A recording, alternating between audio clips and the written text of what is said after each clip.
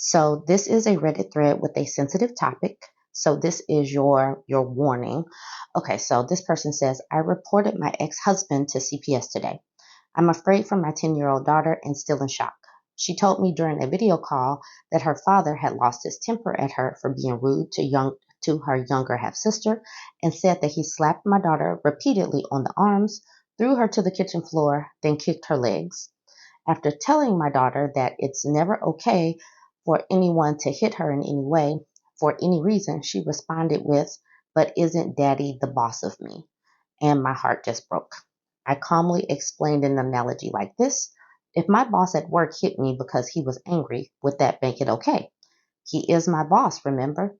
If that, Alistair, happened to me, and that's her daughter's name, I would call the police because it's never okay for anyone to hurt another person. She was quiet after that. Apparently, her stepmom was sleeping at the time. And to give more context, they are on holiday at an Airbnb with another family who is relatively famous in my home country. They were not in the building to witness my ex physically abuse my daughter. I'm absolutely livid. I'm so angry that he even dared to hurt her. And to make it worse, she told me he slapped her arms on Christmas Day. After comforting her the best I could, we ended the call and I contacted CPS immediately afterwards. What's really upsetting is that she was scared I would tell her dad. And after giving her the analogy, she was afraid her dad would go to jail, still protective of her father despite being hit by him. I'm going to make sure this never happens again. And I wonder what rights I have in terms of full custody because my daughter's health, safety, and well being is my number one priority. I know talking about physical discipline gets people talking. People really see their children as their possessions and they can do whatever they want to with their possessions. And, physical discipline is something that people really feel like parents have the right to do.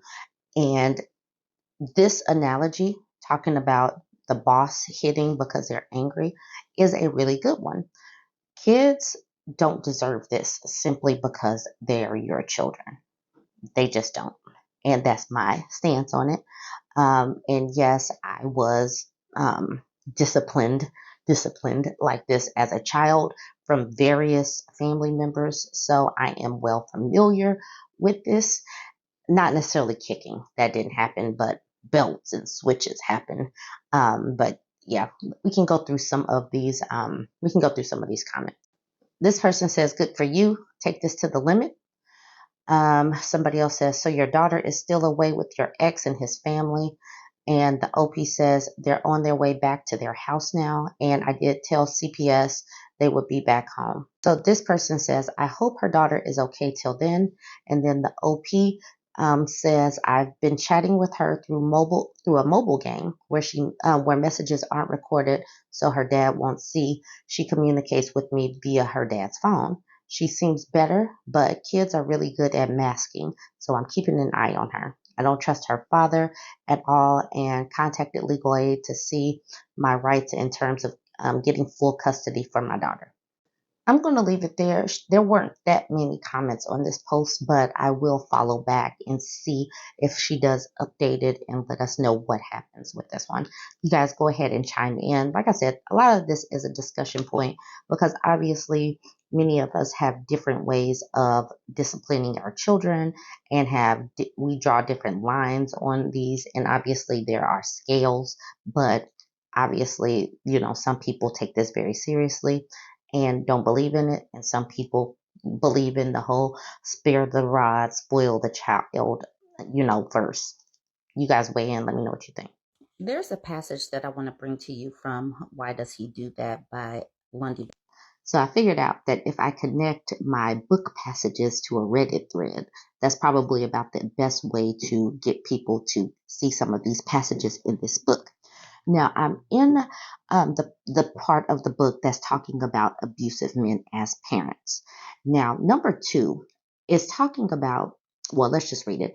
At the core of the abusive mindset is the man's view of his partner as a personal possession. And if he sees her as his fiefdom, how likely is it also that he sees children as being subject to his ultimate reign? quite. If he is the child's legal father, he sees them as an extension of himself. Otherwise, he tends to see them as extensions of her. Either way, his mentality of ownership is likely to shape his parental actions. Now, I've talked about this. Patriarchy has told these people that they are like miniature kings of their domiciles. So their wives and their children belong to them. They are theirs for them to control however they see fit. That's the reason why abuse is like the next extension, because it makes sense. These kids and this woman are your possession, so it makes sense that you could do what you want. And then I want to go down to number 4. Children are a tempting weapon for an abuser to use against the mother. Nothing inflicts more pain on a caring parent, male or female, than hurting one of his or her children or causing damage to the parent-child relationship. Many abusers sense that they can gain more power by using the children against their partners than by any method other than the most overtly terrorizing assault or threats. To their destructive mindset, the children are just too tempting a tool, a tool of abuse to pass up. And that's that objectification and the dehumanization that we have talked about. They do the same thing to the kids because they are theirs to control. So now I want to talk about control. Earlier in this chapter, there was an example of this man named Tom. Tom was working on one of his children's motorbikes, but they had a party to go to. And instead of getting ready, he just wanted to work on this bike. And his wife came down and was like, we got to get ready for this bike. And Tom was like, you do not tell me to hurry up. I take as long as I please. If you pressure me, I will punish you by taking a lot longer. Now, I don't know if he said, I will punish you by taking a lot longer, but that was ultimately what he did. And it got the kids upset with her because she was talking to him, and that made him upset, which made him act obstinate and take longer. But had she not said anything to him, he would just be on the motorbike anyway. So there was no real way to win, but he was able to use the kids, punishing the kids and her, and like making it all one big situation. Okay, so it says Tom is not about to abandon his system of rules and punishment, which are fundamental to an abusive behavior pattern, just because the children are bearing the brunt of it. In fact, he is somewhat pleased the punishment falls largely on them because he knows that makes Helen feel even worse. Now I want to talk about these subjects: superiority and disrespect and possessiveness. So this man in this example, Tom openly ridicules Helen for being concerned with Randy's assaultiveness towards Alex. Randy is the brother, Alex is the sister. Her parenting is thus one of the things about which he abuses her. Children growing up in this atmosphere can gradually look down on their mother as a parent, having absorbed the abuser's messages that she is immature, irrational, illogical, and incompetent. Even those children who take their mother's side in most conflicts, as many daughters and some sons of abused women do, nonetheless can come to see her as an inferior to other people and to themselves. Randy's behavior reveals this dynamic when he remarks condescendingly to his mother, I see you're hysterical as usual. He has learned to see his mother through Tom's eyes. So when people understand someone's childhood and what their father was like and the dynamics between mother and father, a lot of times it helps to understand how they live as an adult. Now, possessiveness goes right along with control and entitlement and all of that stuff. Tom treats Alex, the daughter, like an object that belongs to him. When he makes her change her clothes before the party, we might think he doesn't want his daughter to get se-actualized at such a young age, which is good. But what we discover at the party is that he doesn't object to her se-actualization. He just wants to be in control of it. He wants it oriented towards his gratification. His demand that she not show off her body is not based on the viewpoint of a responsible parent, but is more like the attitude of a jealous boyfriend.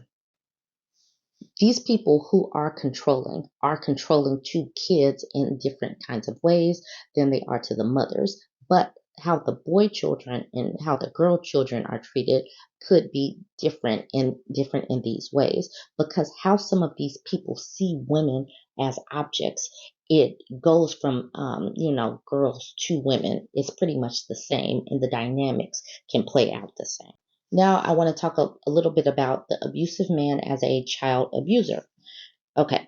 Multiple studies have demonstrated that men who abuse their partners are far more likely than any other men to abuse children.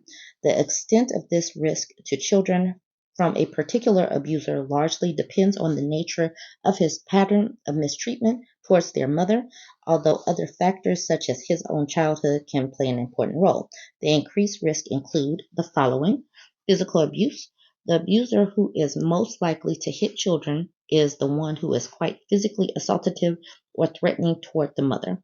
A battering partner is 7 times more likely than a non battering man to physically abuse children, and the risk increases with the frequency of his violence towards the mother.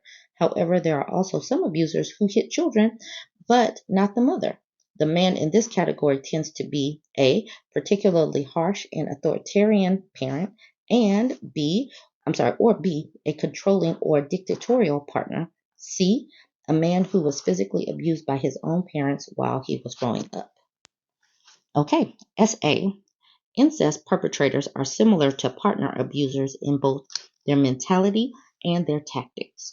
They tend to be highly entitled, self-centered, and manipulative men who use children to meet their own emotional needs. Like Tom, they are often controlling towards their daughters or sons and view them as owned objects and tend to use seduction and sweetness to lure their victims in. In fact, Tom exhibits many of the warning signs of a sexually abusive father, including his apparent jealousy towards Alex and his penchant for giving a romantic and sexual tone to his interactions with her. And then go down to the bottom: psychological abuse. Partners of my clients frequently share their distress with me over the mental cruelty the abusers visit upon their children, name calling, belittling, attacking their self confidence, humiliating them in front of other people, shaming boys with regard to their masculinity, and insulting or inappropriately complimenting girls on the basis of their physical development, appearance, and are all common parenting behaviors among abusive men in my groups. They tend to hurt their children's feelings further by failing to show up for important events, not following through on promises to take them on outings, or by showing no interest. Watching their children get rejected by their fathers in these ways is a source of pain for many abused women I speak with. I'm going to read some of these quotes under the abuser as a role model. I'm not going to read the whole thing, but what happens when your dad is an abuser? Okay, the target of abuse is at fault, not the abuser. So the victim is the one that's at fault. Satisfaction in life comes through controlling and manipulating others. That's if you're wondering why do they continue to do this to the people that they supposedly love. You see people saying some lines similar to this all the time. Boys and men should be in control, and females should submit to that control. We got women are weak, incompetent, and illogical. Mommies do the hard, constant, responsible daily work of parenting, while daddies step in to make the key decisions and share the fun times. And last but not least, in this passage, people that you love get to abuse you. Understand why some women who come from homes like this equate love and pain. Pain is the price that you get to the other side. You guys go ahead, chime in. Let me know what you think about this. Don't forget to like, comment, and share.